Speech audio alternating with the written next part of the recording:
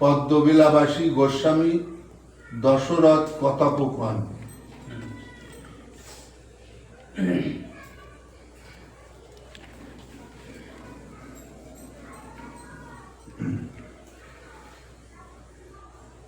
তাহলে এখানে যে এই চৈতামৃতে লিখে গেছে যে যখন শশী মাতা নিমাইকে বলেছিল যে বাপরে তুই তো আমারে ছেড়ে চলে যাবি, কে আমারে মা বলে ডাকবে? আমার তো মা ডাক শুনতে বাসনা হয়।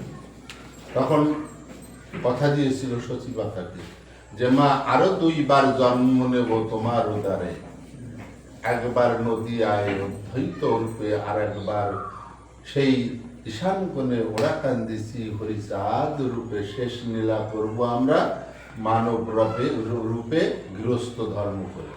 সেই গারস্থ ধর্ম ঠাকুর করে গেছে। এক সময় কেউ কাউকে কিন্তু ছাড়াছাড়ি হয় না। তাই এখানে বলছে মাতাকে করার দিনু নদী আবু বনে, করিব মা শেষ নীলা ঈশান করে।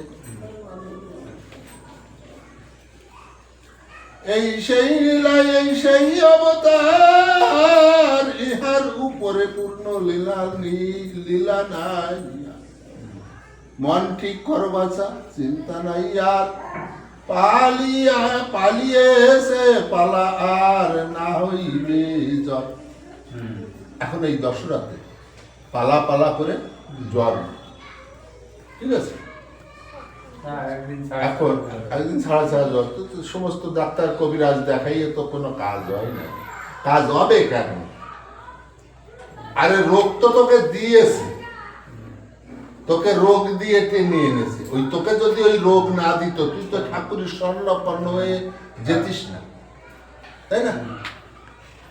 তাই তোকে এই জন্যই বলে যে কলিতে হচ্ছে রোগা ভক্তি, রোগ দিয়ে সব ভক্তি করে নিয়েছে, তাই না?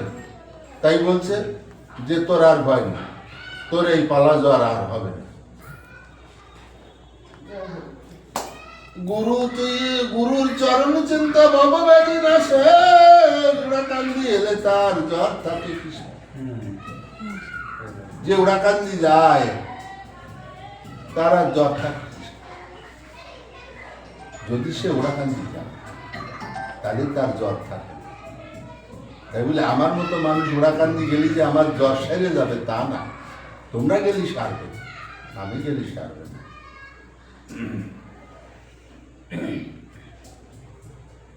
দশরথ বলে প্রভু বুঝনি এখন, নিজ দাস জানি প্রভু ছলা কি কারণ।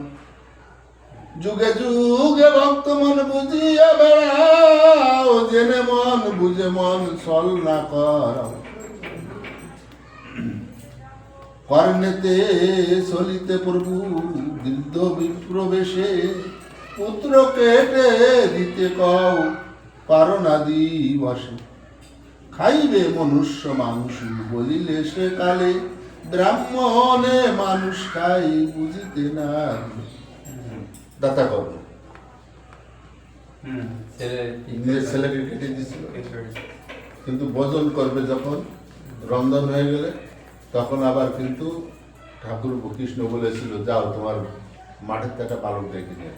মাঠে যখন ডাকতে গেছে দেখো তাই না? সেই কথা এখানে বলছে।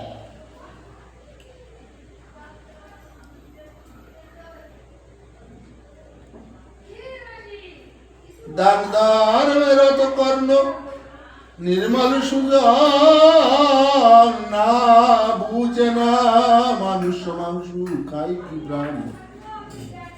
বুঝিতে কর্ণের মন কিবা বাকি ছিল, পুনঃদগ্ধ স্বর্ণ উজ্জ্বল বাড়ি। সূর্যবংশের বুড়াই বুঝি তার মন হয়েছিল দ্বিজ ব্যাঘ্র তোমরা যুগ।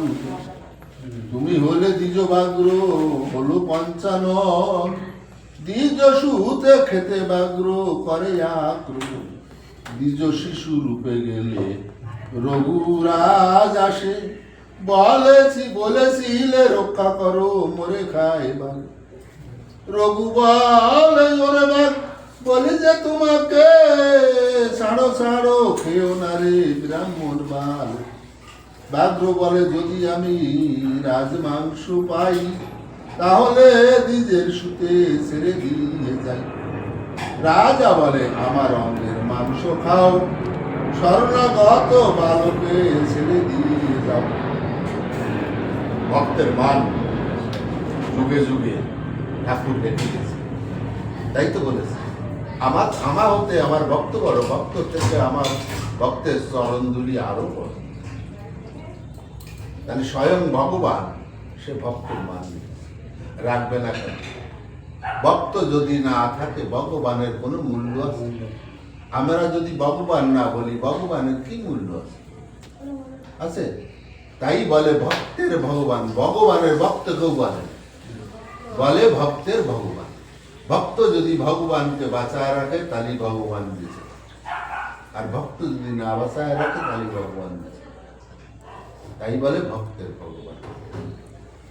তাই বলছে আমি এই ব্রাহ্মণ সন্তানকে ছেড়ে দিতে পারি, কিন্তু আমার রাজমাংস খাওয়ার ইচ্ছা আছে, রামকে বলছে। তাহলে তুমি তোমার দেহেতে মাংস খেত। রাম তখন বলছে ঠিক আছে আমি আমার দেহেতে মাংস খেতেছি, কিন্তু শরণাগত ও স্মরণ করেছে, ওকে ছেড়ে দাও। তাই কেউ কারোর আশ্রয় নিলে তাকে কখনো ক্ষতি করতে নেই, সে যত বড়ই শত্রু। তোমার আশ্রয় যদি নেয় তখন প্রতিশোধ নেওয়ার মন নিয়ে তার ক্ষতি করতে, সে তো শরণাগত হয়েছে। তোমার